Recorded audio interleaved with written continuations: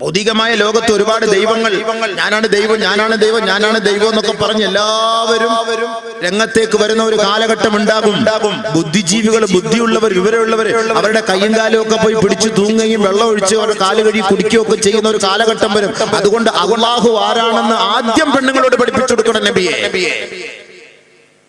അതുകൊണ്ടാണ് 112-ാമത്തെ സൂറത്തുൽ ഇഖ്ലാസ്. ഇഖ്ലാസ് വർദ്ധിക്കാൻ ആ സൂറത്ത് കൂടുതൽ ഓതണം. ഒരുപാട് ഗുണങ്ങളുള്ള സൂറത്താണ് സൂറത്തുൽ ഇഖ്ലാസ്. അതിൽ എന്താ ചർച്ച ചെയ്തേക്കുന്നത്? ഈ ദുനിയാവിനെ കുറിച്ച് ചർച്ചയില്ല, ആഖിറത്തെ കുറിച്ച് ചർച്ചയില്ല, ഹിസാബിനെ കുറിച്ച് ചർച്ചയില്ല, വിചാരണയെ കുറിച്ച് ചർച്ചയില്ല, ഖബറിനെ കുറിച്ച് ചർച്ചയില്ല, ഹലാലിനെ കുറിച്ച് ചർച്ചയില്ല, ഹറാമിനെ കുറിച്ച് ചർച്ചയില്ല, ശിക്ഷയെ കുറിച്ച് ചർച്ചയില്ല, കാരുണ്യത്തെ കുറിച്ച് ചർച്ചയില്ല. അതിലുള്ള ഒരേ ഒരു ചർച്ച അല്ലാഹ്. അവനാണ് ഇലാഹ്, അവനാണ് രക്ഷകൻ, അവനാണ് നമ്മുടെ രക്ഷിതാവ്, അവനാണ് നമ്മളെ സൃഷ്ടിച്ചവൻ, അവനാണ് നമ്മുടെ സൃഷ്ടാവ്.